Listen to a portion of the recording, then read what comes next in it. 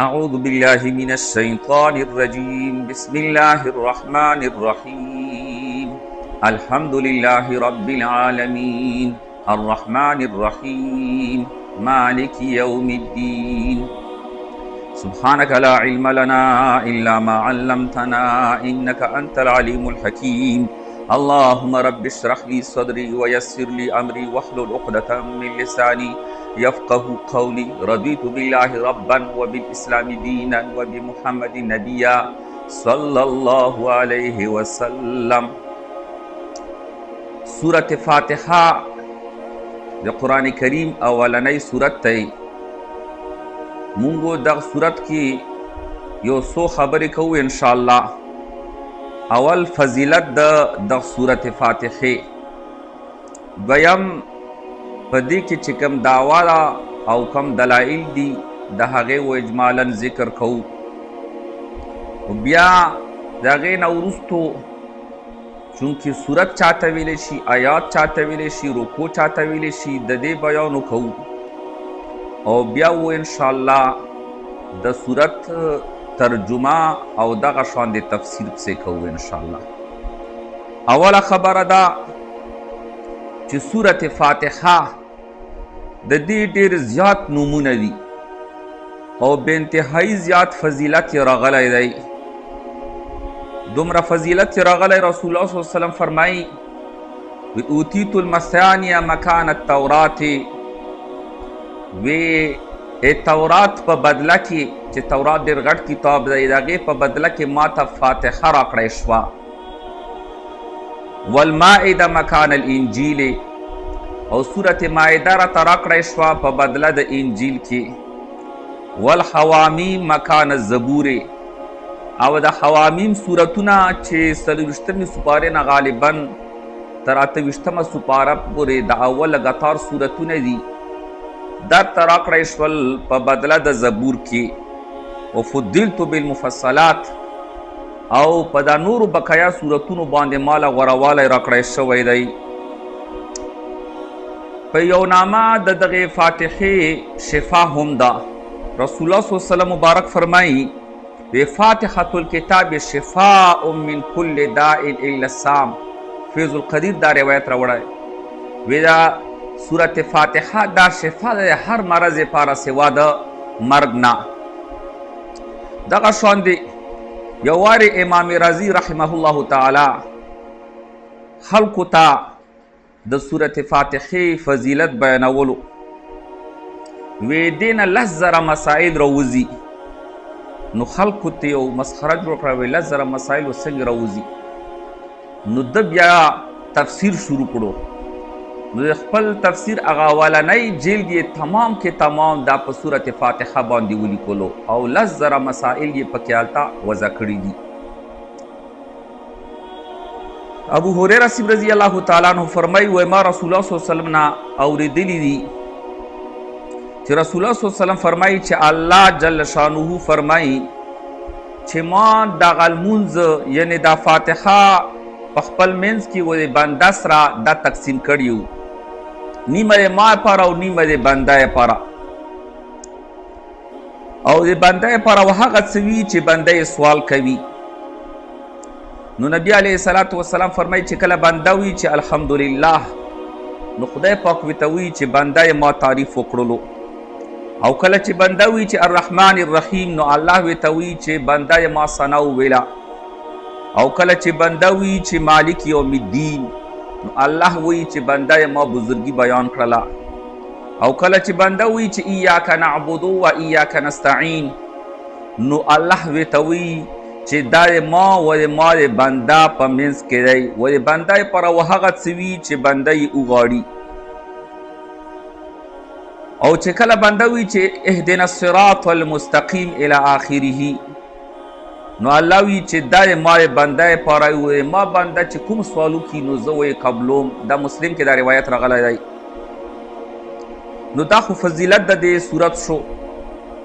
نومونه هم د دې صورت انتهایی زیات دي.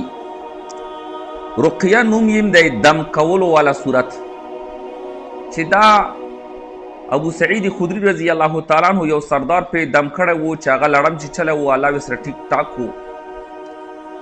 او په هغې باندې بیا شکرانه هم اغستې وه. نو دا د دم دپاره هم ډېر ښکلی صورت دی. دا صورت چې کم دی په ترتیب جمعي سره اولنی دی او په ترتیب نزولي سره دا 5م نمبر دی.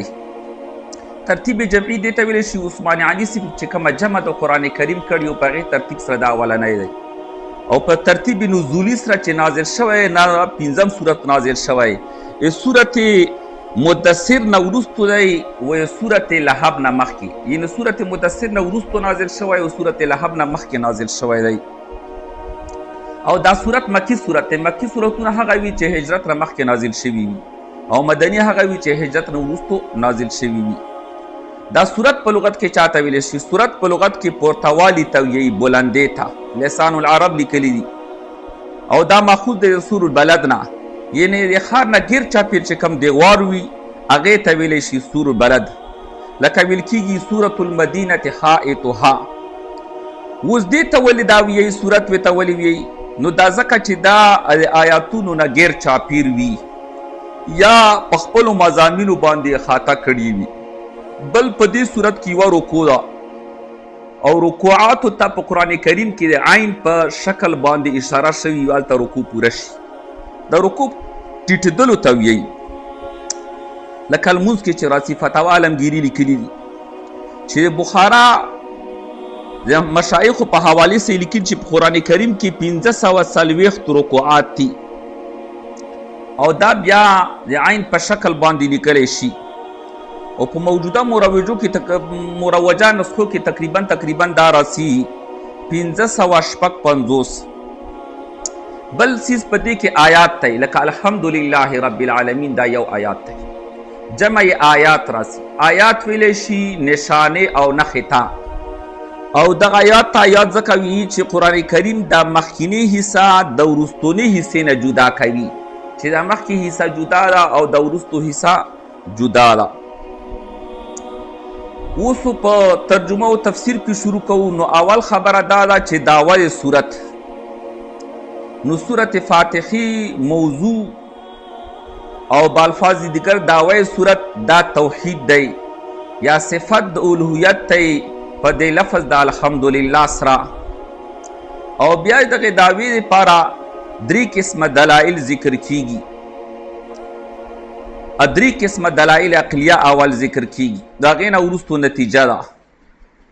اول دلیل رب العالمین، دویم الرحمن الرحیم او دریم مالک یوم الدین او نتیجه ایاک نعبد و ایاک نستعین. بیا غې نه وروستو دعا د اهدنا الصراط المستقیم او بیا د فرق ثلاثو ذکر دی. انعمت علیهم کې د یو، غیر المغضوب علیهم کې د دوو، دویم او ولضالین کې د دریم.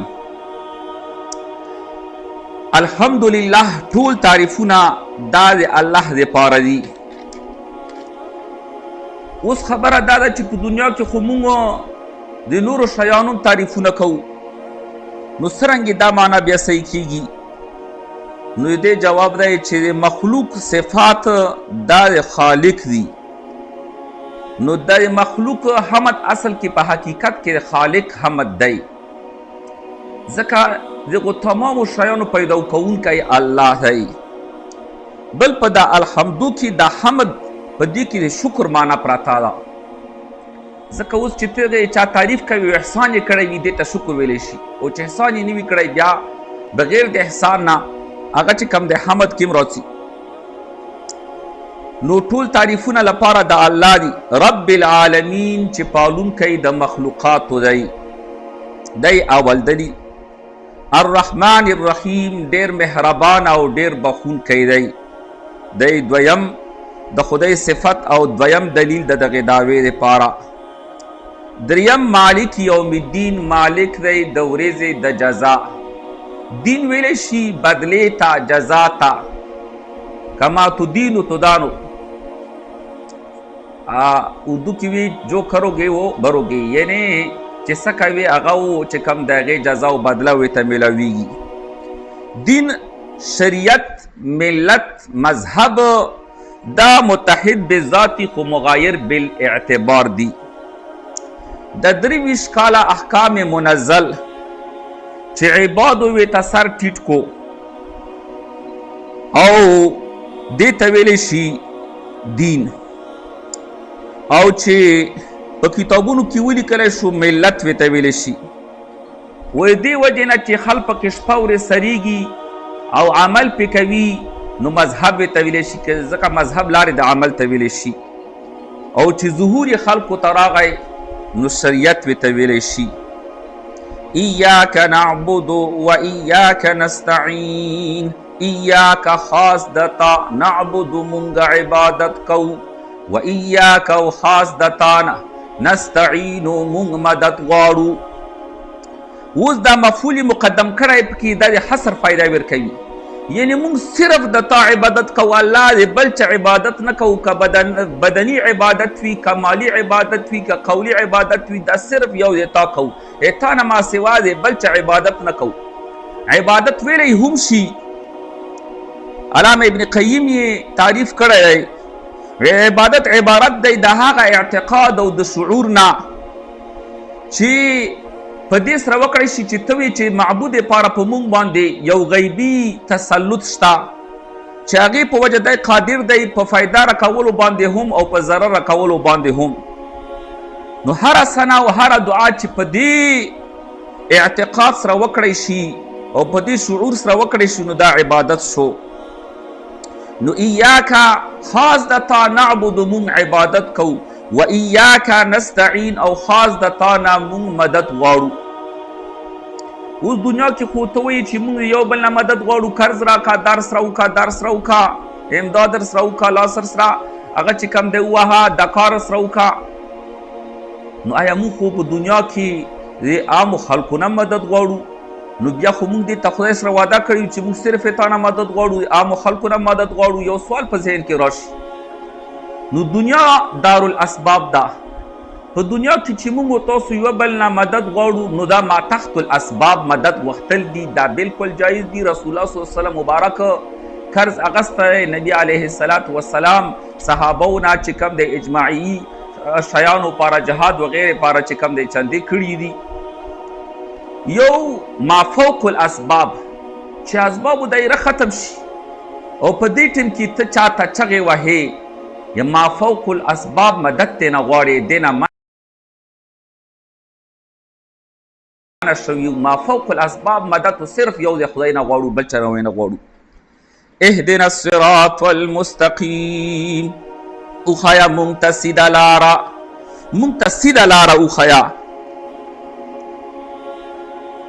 اوس سوال مونږ کو چې مونږ ته سیده لاره وښیه. صراط الذین، لار د هغه کسانو انعمت علیهم چې تا پې انعام کړی دی، هغه کسان چې تا پې انعام کړی د هغه لارو ته وښیه. نو صراط الذین دا بدل شو د صراط المستقیم نه، او بدل د دفع د اشتباه لپاره وي، یعنې داسې څیز یې نه غواړم چې موجود څیز وي، داسې څیز یې نه غواړم چې غیر موجود وي، بیا موجود څیز یې نه غواړم. او ما تاسو ته ویلو چې قرآن کریم د یو آیات تفسیر چې په بل آیات سره وشي دا ډېر بهتر وي. نو صراط الذین انعمت علیهم، د انعمت علیهم څوک دي؟ و انعمت علیهم د قرآن کریم په بل آیات سورة النساء کې 15مه سپاره کې د هغې بیان دی چې دا 4 قسمه خلق دي.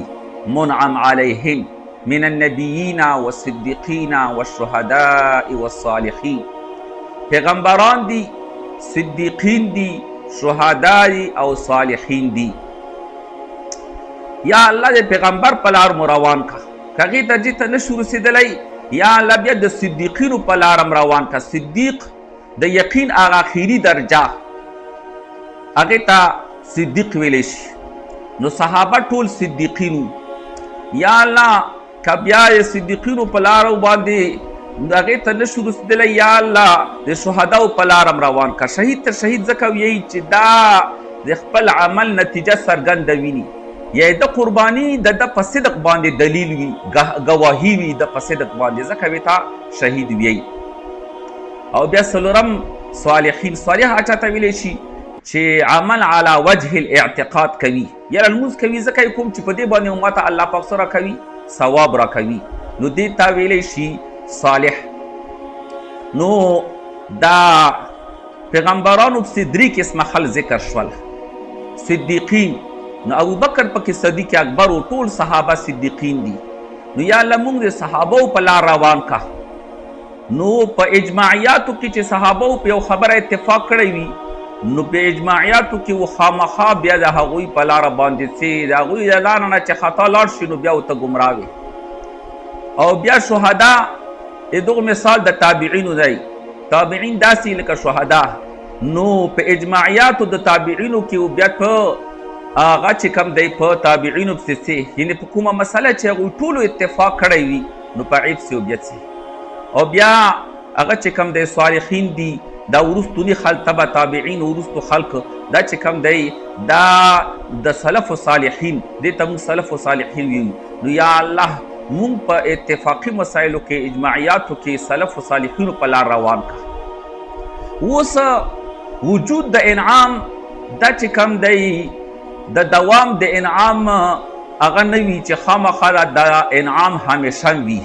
نو سوال پیدا ویږي چې ټیک دا انعام خو ته الله مونږ باندې وکړي، خو دا انعام باندې همیشوالی، نو بیا یې دغې دفع دپاره چې دوام یې سره هم راشي، نو دغه پاره چې کوم د غیر المغضوب علیهم ولا الضالین، نه لار د هغه کسانو چې عذاب پې کړی شوی دی، ولا الضالین او نه لار د ګمراهانو.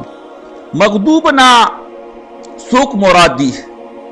نو مغضوب نه مراد هغه دي، هغه خلق چې د شرارت او د فساد د وجې نه یا د عناد د وجې نه حق یې پیژندلی وي، بیا د حق مخالفت یې کړی وي، هغه غیر المغضوب کې راغل.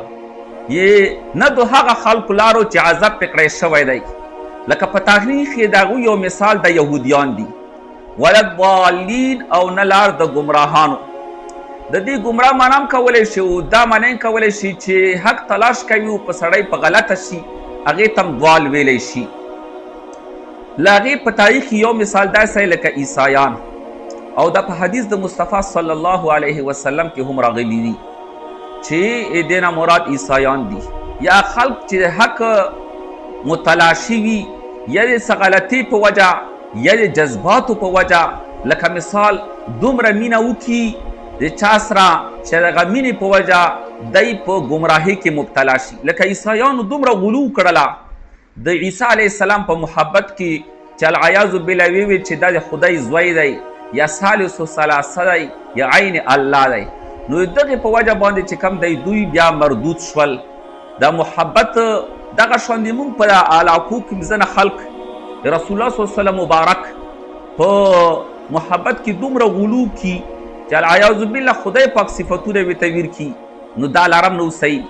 یا ځنې خلک د علي صاحب رضی الله تعالی عنه په باره کې دومره غلو کی چې الوهیت ته یې ورسوي العیاذ بالله. نو دا غلو نه مونږ الله باندې کړي یو، لا تغلو، الله وي تاسو غلو مه کوو په دین کې. نو چاته چې کومه مرتبه ورکړی شوي مغه مرتبه ورته ورکوه. د ځان نه و چاته داسې مرتبې نه ورکوي چې هغه په شرک کې مبتلا شي. الله پاک دا مونږ و تاسو یې دې نه بچ کي. او کله مونږ چې دا صورت ویو بیا هغې نه وروستو آمین ویو. نو اوس یو دوې مسلې ته کوم. یو مسله د الحمدلله متعلق ده چې یاره دغه صورت الحمدلله چې کوم دی، دغه صورت په د لمونځ کې مونږ ویو. نو اوس کله مونږ ځان لمونځ کوو بیا خو یې خامخا ویو، کله مونږ د امام نه وروستو لمونځ کوو. نو چې امام نه وروستو لمونځ کوو نو بیا مونږ دغه صورت ویو که نه ویو. نو زمونږ دغه خبره ده چې مونږ ویو چې د امام لوستل دا د مقتدیانو پاره کافي کیږي. دا زمونږ دعوه ده چې امام الحمدلله وویل دا د مقتدیانو پاره الحمدلله شوه. او دغه دعوی بشمار احادیث په تایید کې شته. او لکه مثال کې تور باندې خطبه په باره کې راغلی لا جمعه الا بخطبتين، خطبه خو یو امام یې نو لپاره کافي کیږي. دغه شان دی امام بیهقي د آیات مبارکه و اذا قرئ القرآن فاستمعوا له وانصتوا لعلكم ترحمون، دا راوړی ویلي چې دا دی لمونځ په باره کې دی. یعنې کله چې قرآن کریم لوستلی شي نو تاسو خاموش شو غوږ ورته کېږدو دغې لپاره چې په تاسو باندې رحم وکړی شي. یعنې د امام او د مقتدي کارونه جدا جدا دي. د امام کار دی قرت کول ویل او د مقتدي وظیفه ده چوپ پاتې کېدل. دغه شان دی عبدالله ابن عمر نه روایت دی، هغه وی لا قراءة مع الامام فی شیء، هغه مطلقا وی چې امام نه وروسته قرات نشته.